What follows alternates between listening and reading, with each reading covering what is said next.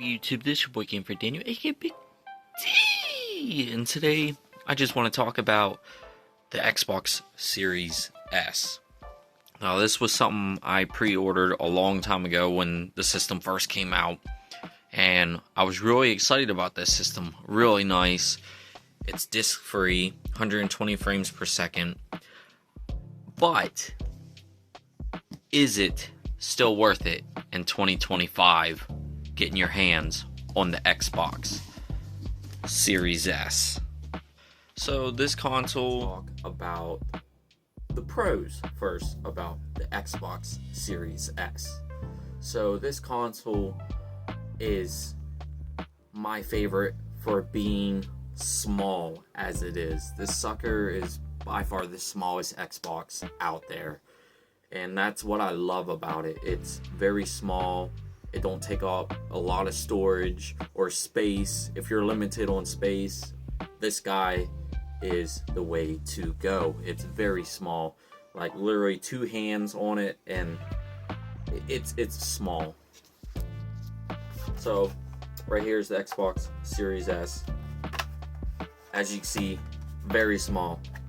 Like, that is crazy. Of, you know, as powerful as this thing is and as small as it is, it's pretty crazy. But that is my number one thing about this console. It's small. So let's go ahead and talk about the number two pro about this console. It's very fast. And if you guys know, the Xbox Series X and S has the quick resume. You can swap in between games. I think it's up to like 3 or 5 games that you can swap back and forth and resume where you left off from a previous game. Say you're getting tired of that game, you can load up another game and continue where you left off from another game. And there's no loading. It's quick resume right back into where you was. And it's really cool how you can do that. So if you're like really into swapping in between games, taking breaks from a game, swapping to another one, this guy's like literally the way to go. It's crazy how fast this console is. It's even the loading times are so much more faster than Xbox One's. The Series is really fast with loading time, and the fact you have a quick resume as well, that you can bounce back and forth between games and pretty much leave off where you left off. You can even turn the system off while the game's running, and the next time you turn it back on, it resumes right where you were. It's crazy how it does that. That's pretty mind-blowing to me. But that's my second pro. Third pro is fastest frame rate out there. Now, we'll get to the con about the system, but frame rate on this sucker looks beautiful. So the frame rate is pretty much how smooth the game can run, and games run super smooth on this game. It don't matter whether you're playing Xbox 360 on this guy, and that's another pro as well. It's backwards compatible, all digital.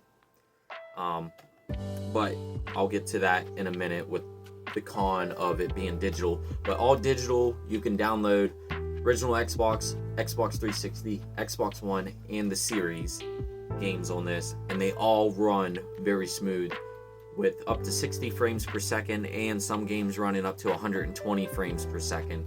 Really smooth. That's just buttery smooth. Like, there's nothing else I can say about that. And that's what I love the most. I'm more of a frame rate guy than I am resolution guy. I'd rather have my games running smooth, especially if you're into some Call of Duty. You want some smooth gameplay going on for precise shooting. Pro about the Xbox Series S, it's super cheap. You can get this guy brand new for $300, or you can get it refurbished for $250. That is cheap for next generation consoles. Now in 2025, it's still running around that price. You can probably get it even cheaper used for like $150. depending where you get it, like Facebook Market or used video game stores. You can get this sucker as cheap as like $100 to $150, but brand new $250 to $300, and it gets you the next generation console. Very impressive. All right, so those pros that I can think of, my experience owning it for 5 years now. It's been 5 years. Number one, no disk drive. That bums me out because I collect physical media. So the fact that I can't insert any disc into this guy is just a bummer to me. Some people that might not, it all goes by preference. If you're not much of a gamer, you're just kind of like a casual gamer and you want to just download a few games, then this guy would be totally worth it in 2025. But if you're like hardcore into games, you're always buying games, you're buying disc, there's no way to put any disc into this. It's all digital. So that is the downfall, in my opinion, because that kind of leaves you with just digital media. You're stuck with it. Number two con is, this is a big one. It only comes with 512 gigabytes. You've seen it. 512 gigabytes. SSD, it does have an SSD, so it means the SSD is super fast with the loading times and the quick resumes and all that, but you only get 512 gigabytes. And then after you system update this guy, you're only stuck with like 400 some gigabytes. That can only get you up to like 5 Xbox Series S games.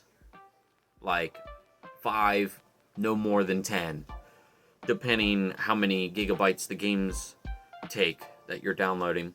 For big games, you're stuck with like 4 or 5 games, and then, you know, you're out of space. And it's frustrating going back and forth trying to figure out what you want to delete to re-download another game. And say you want to download another game, you have to delete another one. It's very frustrating. So the lack of storage on this guy, you can upgrade right on the back in the storage expansion, but they're not cheap. These storage expansion cards for a 1 terabyte is about almost worth as this console. I think 1 terabyte is like $200, somewhere around there. It's like $100, $200. They're not cheap though. To upgrade the storage on this, you can use an external hard drive. You can plug it in the back, and that gives you more space to download only your Xbox One games, Xbox 360 games, or original Xbox games. But you cannot use that external storage, that hard drive. You can't use an external hard drive to download optimized Xbox Series X and S games, because for them games to run fast like they do, it's got to be internally on the SSD or the expansion storage SSD. So pretty much what I'm saying is, if you want to get the full potential of the game of this console, you can only download the Xbox Series S games internal storage or through the expansion storage. If you want to download your Xbox One, 360, or original Xbox games, you can use that external. So that can help you save some space that way. But just keep that in mind. Storage is a big one with this console. Another con is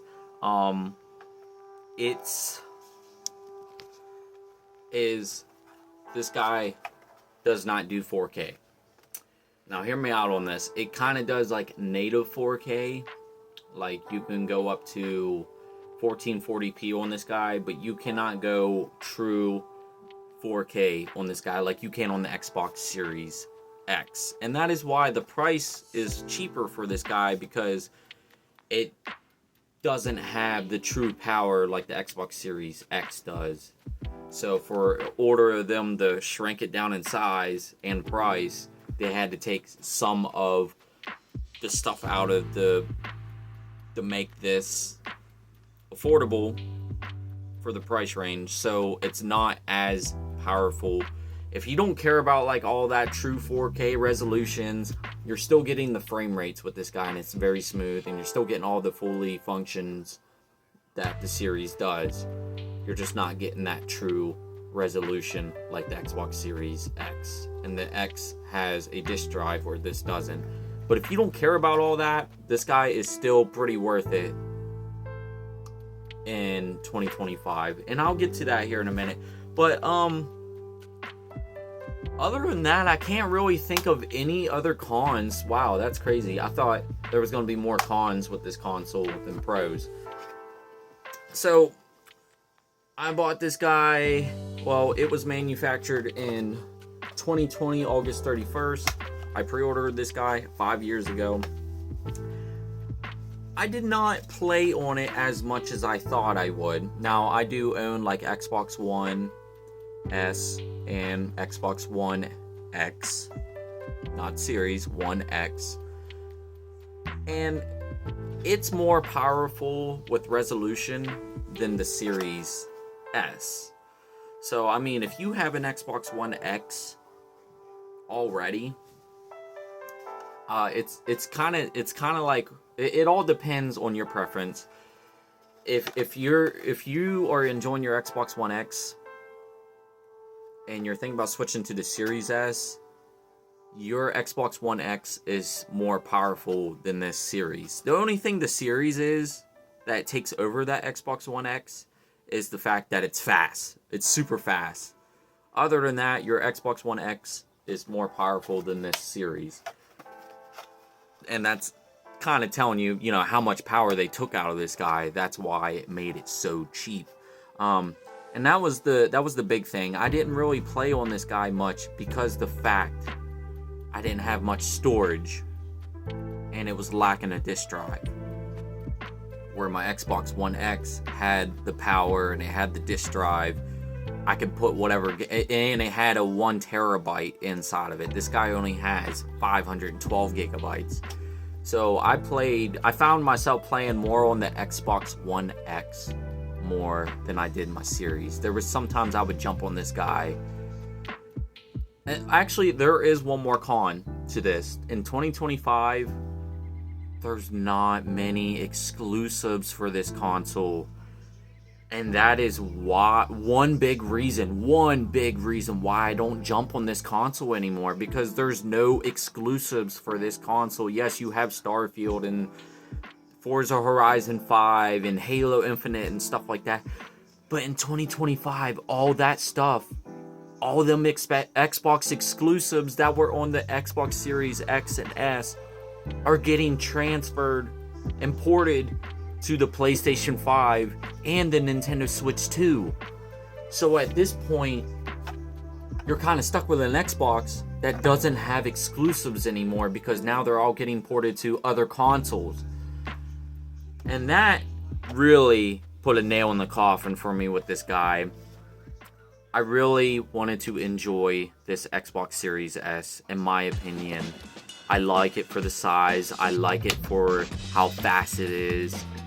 But you gotta have the exclusives to be able to hang on to this guy. I already have a PlayStation 5. If all them Xbox games are going to the PlayStation 5, and my PlayStation 5 has more storage, it's more powerful than this guy, I'm kind of like stuck with, what's the point of owning this guy? I'm even tempted to sell it because, you know, it's just an Xbox just kind of laying around at this point that I can't do much with because all the exclusives are getting ported. That is one big thing to me. Now, the video is this guy worth it in 2025? Yes and no, okay? Yes, because if you're just a casual gamer, you don't play much games, okay? You're on a budget, but you still want that next gen, this guy would still be worth it, okay?